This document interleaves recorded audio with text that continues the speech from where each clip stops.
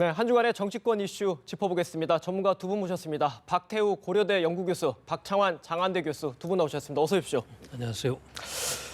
네, 지금 이 시각 현재 우리 스튜디오 주변이죠.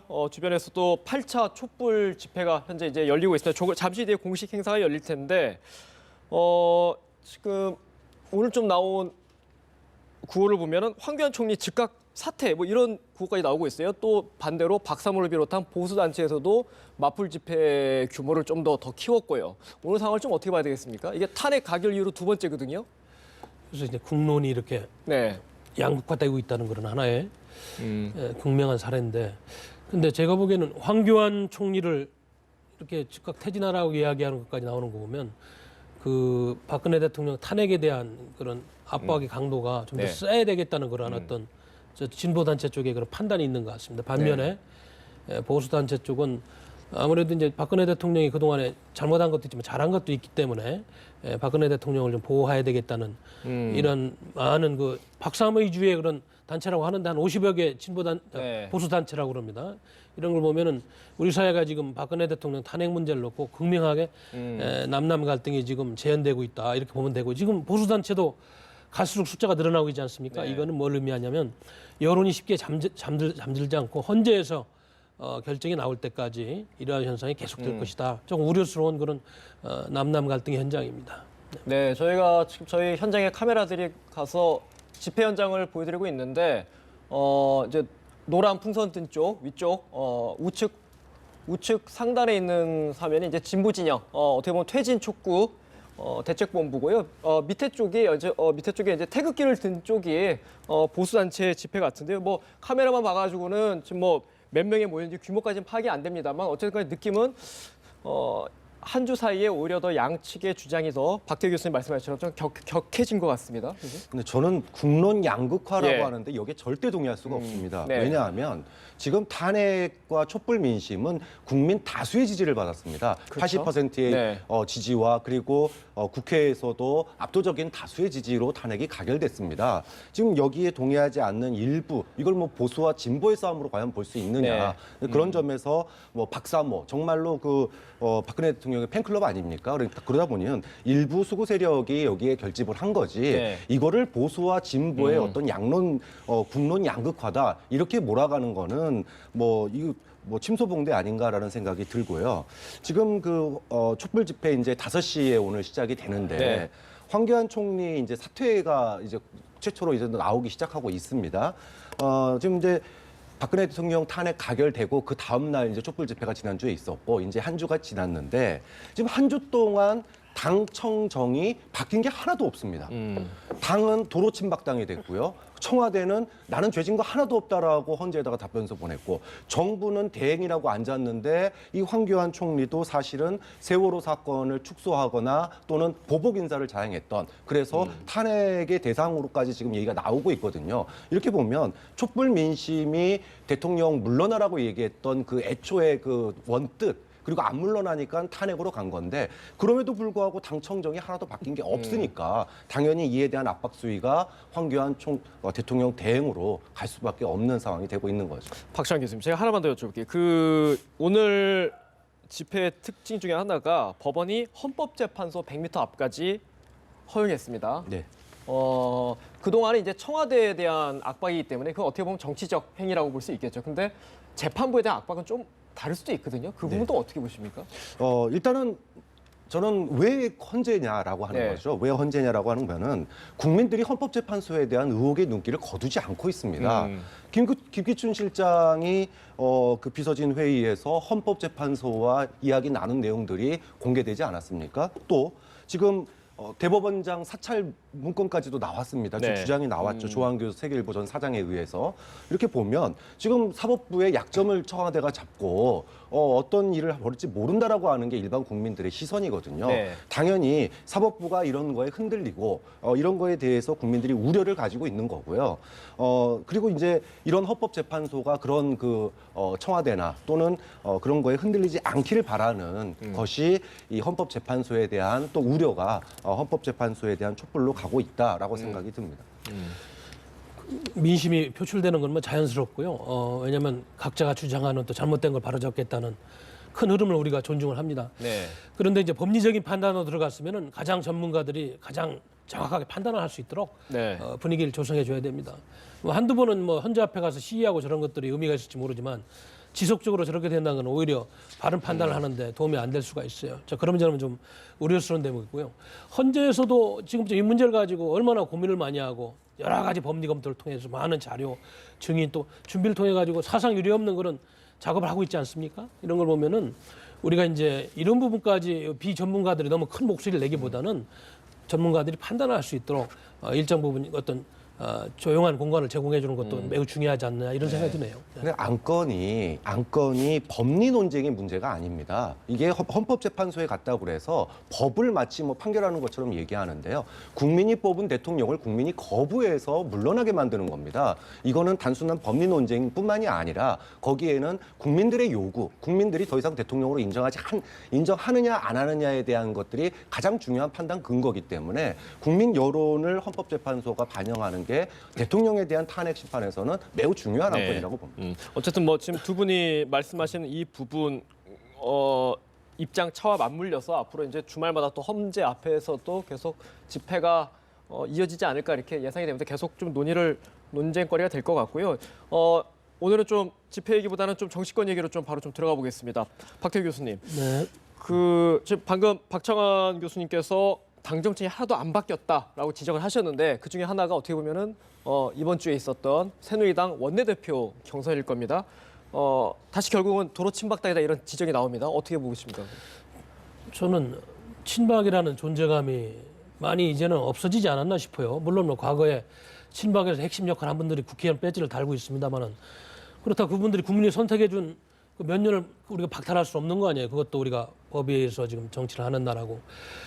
친박이 색깔이 많이 옅어졌을 거예요. 그리고 어떻게 보면 정우택 신임 원내대표 같은 경우는 상당히 정치적인 색깔이 좀 당내에서 엷고 어떻게 보면 중립 성향이 가까운 양반인데 그런 분이 당선이 돼가지고 당을 추스린다는데 너무 또 뭐 친박 위주로 됐다고 그러고 거부하고 야당에서 대화를 안 하겠다고 이런 거는 의회 정치 자체를 안 하겠다는 거지. 그럼 누구하고 대화를 합니까?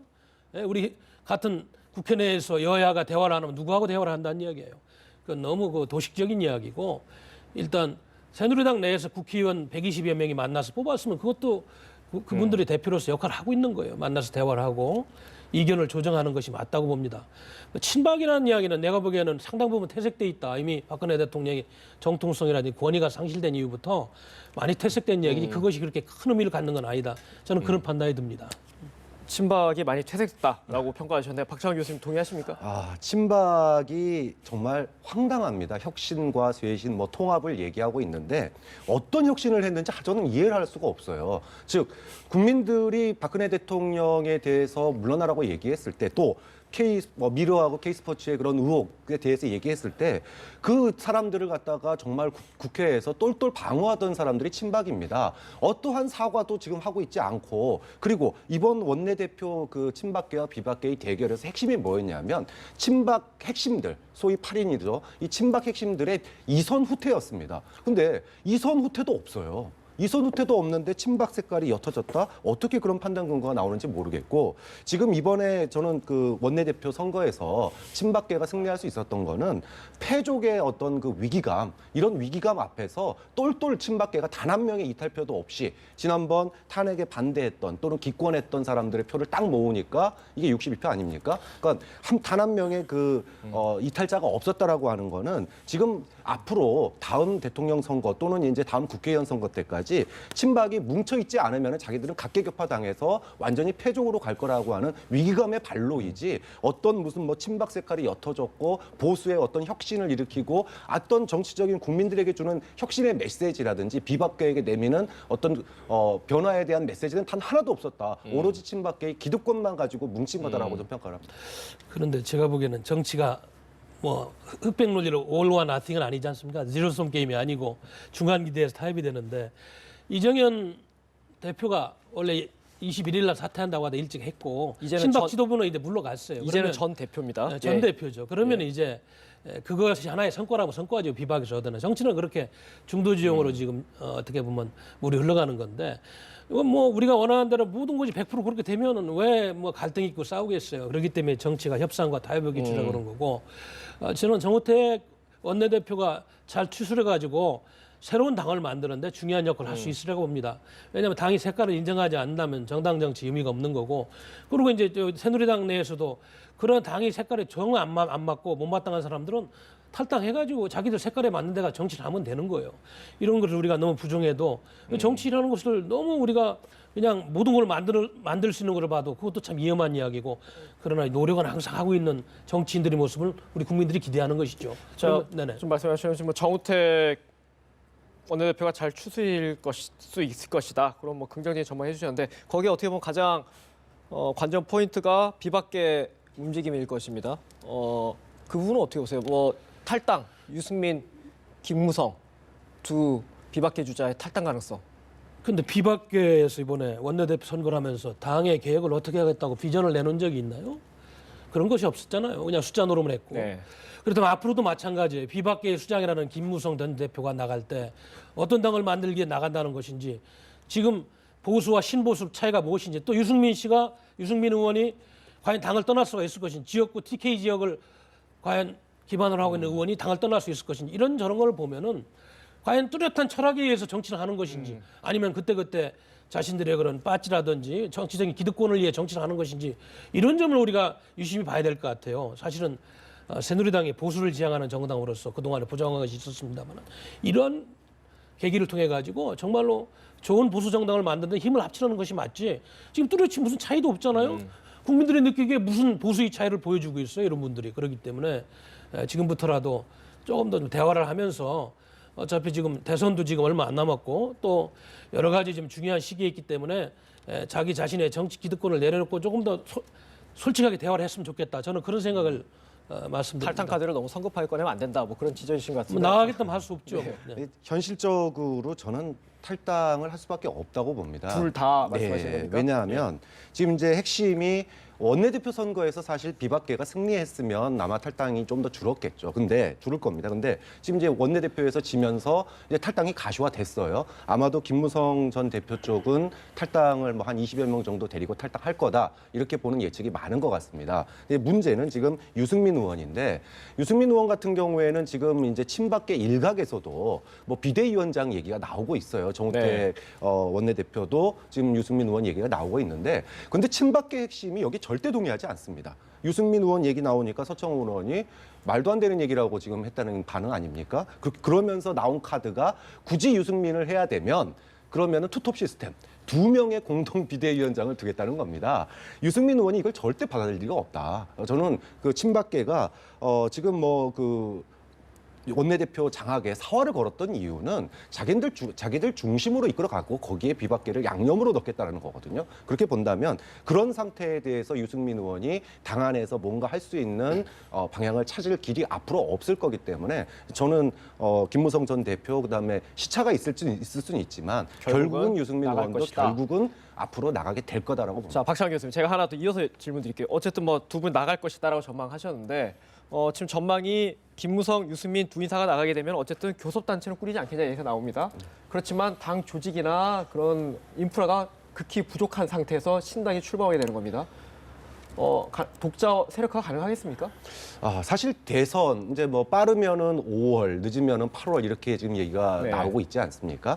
대선 전에 독자 세력화를 한다라는 거 이게 지금 총선이 아니거든요. 그러니까 총선을 두고 독자 세력화한다 그러면은 이거는 전국 조직도 갖춰야 되고 네. 상당히 어려운 점이 있지만은 대선을 앞두고는 뭐 당 이름이 지난 12년 대선 돌이켜 보면은 얼마나 많은 당이 생겼다 없어졌다 그랬습니까? 그렇기 때문에 저는 대선 국면에서 사실 창당이라고 하는 것 그리고 이합 집산이라고 하는 거는 변화가 불가피하기 때문에 지금 총선 국면이 아닌 상황에서는 얼마든지 쉬운 그런 창당과 또는 이제 소위 제4지대가 됐든 제3지대가 됐든 이런 이합 집산이 충분히 가능하기 때문에 어느 정도 의미 있는 숫자 20에서 40명 정도가 된다 그러면 저는 친박계는 과감하게 지금 비박계죠. 비박계는 과감하게 탈당을 앞으로 이제 순차적으로 할 것으로 봅니다. 그럼 박찬원 교수님 어쨌든 뭐 대선 국면이라서 좀 뭐 독자 세력화가 가능하다라고 보셨는데 박태 교수님 어떻게 보세요? 왜냐하면은 독자 세력화가 얼마나 가능하냐 그 부분이 이 두 인사가 탈당을 결행하는 하나의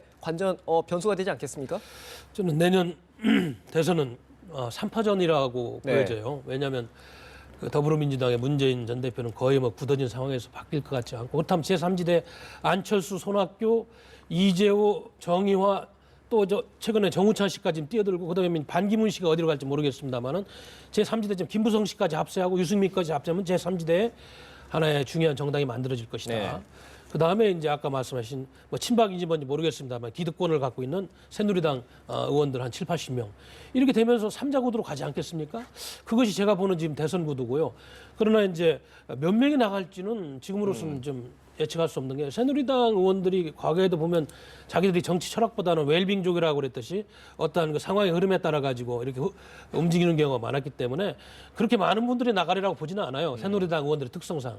물론 김무성 대표 혼자 나갔을 때는 한 10명 정도 제가 보기엔 유승민 의원까지 나갔으면 많이 보면 20명. 저는 그 이상은 가능하다. 많이 나가지 않을 거라 이런 생각이 근데 들어요. 저는 왜 독자 세력이 가능하냐고 보냐면요. 제3지대가 됐든 제4지대가 됐든요. 지금 친박당은 도로 친박당은 절대로 대선 주자를 낼 수가 없습니다. 앞으로 의원이 70명, 80명 있으면 뭐 합니까? 국민의 지지율이 바닥이고 거기에 내세울 만한 카드가 없는데 반기문 총장이 새누리당 후보로 나올 수 있습니까? 절대 못 나온다고 봅니다. 그렇기 때문에 왜 유승민 의원과 김무성 전 대표가 바깥에 나가서 독자 세력을 할 수 있냐? 저는 만약에 뭐 반기문 총장을 이쪽에서 영입하면 좋겠지만 그게 안 되더라도 유승민 의원이 만약에 대권 후보로 나간다 그러면 소위 지지층이 없는 대선에서 후보 없는 그런 친박의 당심 이거를 갖다가 끌어올 수 있는 즉 그런 것들을 보면서 그래서 대선 국면에서는 조직이나 이런 것들이 네. 없어도 인물만 괜찮다면 총선과 다르다. 해볼 만하다는 얘기죠. 글쎄 알겠습니다. 뭐 어떻게 될지 모르겠습니다. 왜냐하면 일단 정당 탈당을 하게 되면은 시베리아라는 게 어떻게 보면 현실이기 때문에 과연 김무성, 유승민 두 인사가 어떤 탈당을 결행할지 뭐 다음 주에 좀 더 지켜봐야 할 것 같고 방금 박태우 교수님께서 야권은 문재인 전 대표로 압축됐다라고 설명하셨는데 더불어민주당 그런 것 같습니다. 다른 후보가 끼어들기가 이재명 쉽죠. 시장 있지 않습니까 최근에? 이재명 시장 물론 지금 인기가 좋죠. 여러 가지 뭐 박근혜 대통령 탄핵 정국을 지금 어떻게 보면 이렇게 막 그런 바람을 네. 타고서 기득권층에 대한 그런 대한민국 기득권층의 잘못된 점을 비판하고 복지와 노동이라는 그런 지금 화두를 들고 나와서 담론을 만들고 있잖아요. 그렇죠. 이게 젊은 층들한테 상당한 인기를 얻고 있어요. 심지어는 이제 국민 총생산의 약 80%가 노동자의 몫인데 지금 보면 재벌들이라든지 대한민국에 갖고 있는 기득권층들이 너무 많은 걸 차지하는 이런 식으로 우리 사회 약자라든지 미래에 대한 희망을 잃고 있는 청소년 세대한테 어필을 하고 있는 게 사실입니다. 그러나 이것이 과연 조직적인 대선 후보전에서 표로 얼마나 흡수가 되고 당원과 이제 국민들의 양측의 지지를 받아야 되는 그런 시스템을 통해서 선별이 될 텐데 거기까지 연결이 될지 그건 저는 뭐 확신을 못 하겠어요. 그러나 지금 이분이 하는 이야기를 보면 재벌 체제를 해체하고 재벌들의 어떤 부당 내부 거래를 중단하겠다는 여러 가지 좀 혁신적인 공약을 이야기하고 있는데 이런 것들에 대한 일단 전문층이라든지 진보층의 그런 방향은 있는 것 같습니다. 예, 말씀하십시오. 이재명 시장이 이제 앞으로 사실 지금이 이제 피크인데 여기서 빠지지 않고 유지하는 게 상당히 중요하거든요. 지금이 피크라고 보세요? 그렇죠. 예. 근데 이제 버니 샌더스하고 힐러리의 그런 경선을 좀 볼 필요가 있는데 결국은 그 버니 샌더스가 엄청난 미국에서 열광을 받았음에도 불구하고 막판에 힐러리를 쫓아가지 못했습니다. 네. 그렇다면은 그렇죠. 이재명 시장은 그렇게 해서 힐러리 대세론이 있었는데도 불구하고 트럼프한테 졌어요. 그래서 저는 이재명 시장이 이런 그 왜 힐러리가 트럼프에게 졌는지 부분에 대해서 앞으로 부각해 나가면서 즉 소위 그 문재인 전 대표의 이 확장성의 약점 이 부분에 대해서 이재명 시장이 앞으로 좀 그 공략을 한다 그러면 앞으로 선전할 가능성은 충분히 있다.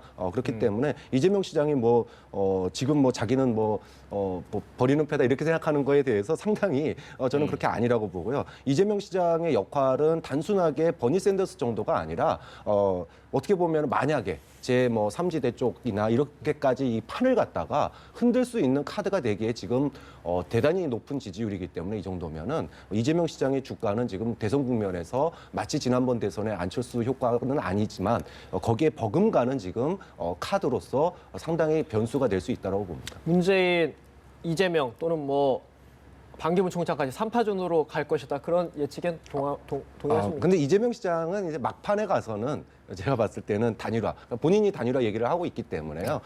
본인이 나가서 3파전, 야권 분열 구도로 나가는 건 원치 않겠지만 어떤 야권의 어떤 통합 경선이라든지 이런 부분들 또는 상황에 따라서는 얼마든지 바뀔 수 있는 면이 있지만 현재로서는 이재명 카드는 아주 중요한 카드라고 생각합니다. 어떻게 보면 이 대선 구도를 짜는 퍼즐 중에 나머지 하나가 이제 반기문 총장, 어떻게 보면 상수라고 볼 수도 있을 테고요. 아직까지는 공식 선언을 안 했으니까 아직은 변수라도 볼 수 있을 텐데, 반기문 총장이 뉴욕 현지에서도 이제 조금 대권 행보를 하는 움직임이 좀 보입니다. 오늘 기자회견에서도 포용의 리더십이 필요하다 이렇게 얘기를 했습니다.